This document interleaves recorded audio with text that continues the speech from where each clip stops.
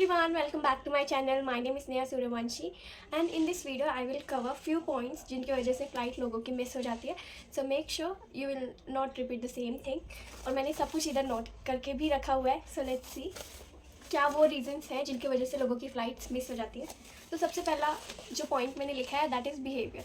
लोग क्या करते हैं, एक तो खुद ही लेट आते हैं एयरपोर्ट पे और एयरपोर्ट पे आते ही वो लड़ना स्टार्ट कर देते हैं. सो एज आम एट CAC पोस्ट मैं चेक इन करती हूँ एयरपोर्ट पे. तो जब हम चेक इन करते हैं तो हमारे पास फुल अथॉरिटी होती है कि हम पैक्स के लिए जो कस्टमर है वो जब हमारे पास आ रहा है, चेक इन करा रहा है, अगर वो अच्छे से ट्रीट नहीं कर रहा है, अगर वो कुछ भी बोल रहा है या हमें अब्यूज़ कर रहा है या हमसे रूडली बिहेवियर में कुछ बोल के जा रहा है और बोल रहा है कि आई will see you outside the airport. Even मेरे साथ ऐसा हुआ भी है. मेरे को एक पैसेंजर आके एक बार बोल के गया था आई will see you outside the airport, क्योंकि उसके बैग एक्स्ट्रा था और उसको पेमेंट भी नहीं करना था. उसको चाहिए था कि मैं उसका बैग भी एक्सेप्ट कर लूँ. Then at that spot I said no for the baggage acceptance. Then he was like okay I will see you outside the airport. उस दिन तो बहुत ही गंदा वाला सीन हुआ था.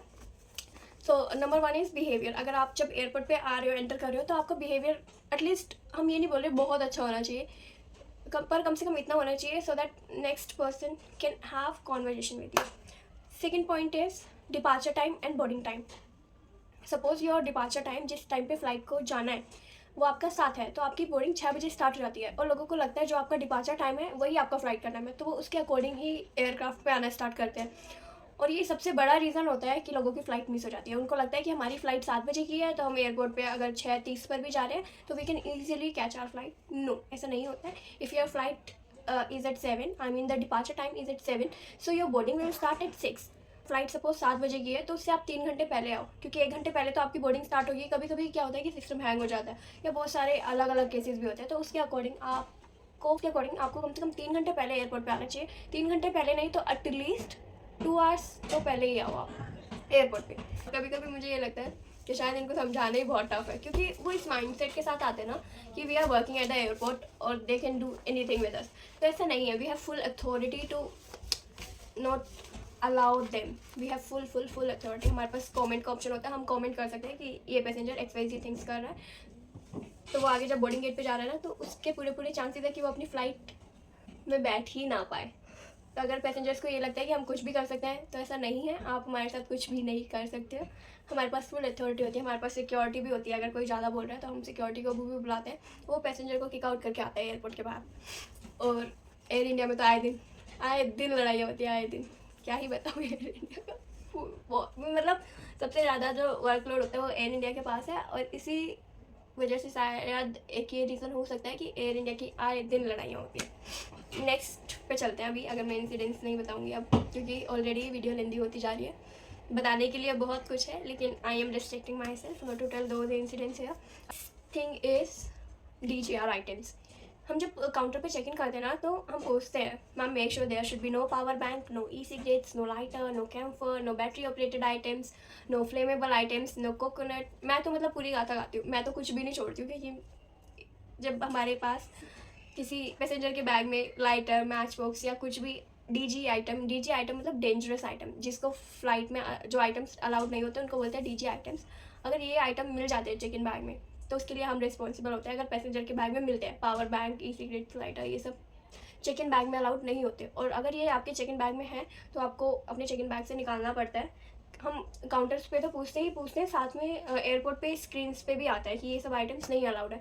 जो हमारा चेक इन बोर्ड होता है उस पर एक मिरर ऐसे लगा हुआ है, उसके साइड में इतना बड़ा एक स्लिप होती है.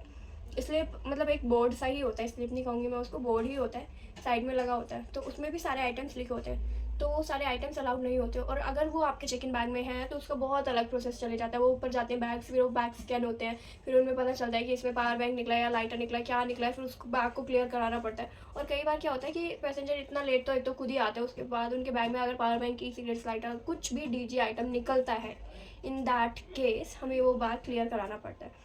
और क्लियर कराने के बाद कई बार तो हम हैंड ओवर कर देते हैं. किसी का बहुत एक्सपेंसिव लाइटर है या कोई बहुत एक लाइटर तो खैर अलाउड होता ही नहीं है ना चेक इन बैग में ना हैंड बैग में, लेकिन अगर किसी का बहुत एक्सपेंसिव वो है पावर बैंक, तो हम उसको हैंड ओवर कर देते हैं. अगर फ़्लाइट में टाइम है और उस पैसेंजर के पास टाइम है तो हम हैंड ओवर कर देते हैं। अगर और वो भी हमारा चॉइस होता है कि हमें हैंड ओवर करना भी है या नहीं। कई बार पैसेंजर बहुत स्वीट होते हैं, मतलब मैं तो खुद ये देखती हूँ, अगर पैसेंजर का बिहेवियर बहुत अच्छा है, स्वीट है मेरे साइड पे, तो मैं हैंड ओवर कर देती हूँ। मेरे को कुछ इशू नहीं होता हैंड ओवर करने में। तो अगर उसको पकड़ो और मार पहले, तो उसकी वजह से मेरे को खुद वो करना पड़ रहा है। एक लेडी थी, उसके बैग में गोल्ड निकला था, तो गोल्ड का 32 नहीं 16 ग्राम या कुछ एक स्पेसिफिक अमाउंट होता है, उतना ही अमाउंट लेकर के आप गोल्ड अपने साथ एयरक्राफ्ट पर जा सकते हो। लेकिन उस लेडी के मोटे मोटे बिस्किट्स थे बैग में, गोल्ड के मोटे मोटे बिस्किट, तो उस लेडी ने 30,000 पे करा था एयरपोर्ट पे, और वो गोल्ड के बिस्किट्स उसके मैंने ही क्लियर कराए थे। तो आपके पास अगर आप बहुत ज़्यादा गोल्ड लेकर के अपना जा रहे हो, ट्रैवल कर रहे हो, तो ऐसा भी अलाउड नहीं है। और कई लोग तो ड्रग वगैरह ये भी लेकर के ट्रैवल करते हैं, फायर आर्म्स, ड्रग। खैर, अगर वेपन्स है आपके पास में तो उसका एक अलग प्रोसीजर होता है, तो वो वेपन लेके तो आप एयरक्राफ्ट में ट्रैवल कर सकते हो, अलग प्रोसीजर होता है, वो आप अपने साथ नहीं लेके जाते, उसकी एक अलग से एसओजी होता है, अलग बेल्ट से जाता है वो।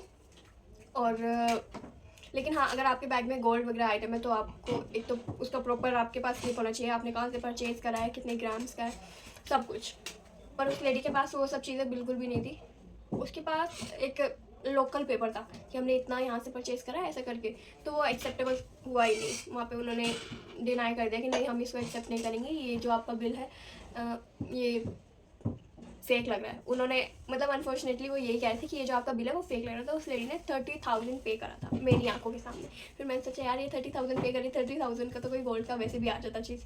खैर, तो in simple words, if you are carrying gold biscuits with you, make sure you will carry in proper dimension। उसका मेरे को याद नहीं है क्या डायमेंशन होता है, पर प्रॉपर डायमेंशन होता है उसका, ऐसा 16 ग्राम्स का करके। और साइज़ का भी एक प्रॉपर होता है कि इतना ही साइज़ होना है, उसके डायमेंशन भी प्रॉपर ही इतनी ही होनी चाहिए, तभी अलाउड है, अदरवाइज अलाउड नहीं है। सो या that's it for the video. I will catch you in the next video. अगर वीडियो आपको हेल्पफुल लगा हो तो वीडियो को लाइक कर देना, सब्सक्राइब कर लेना, और मैं आऊँगी नेक्स्ट वीडियो में। मिलते हैं नेक्स्ट वीडियो में। बाय।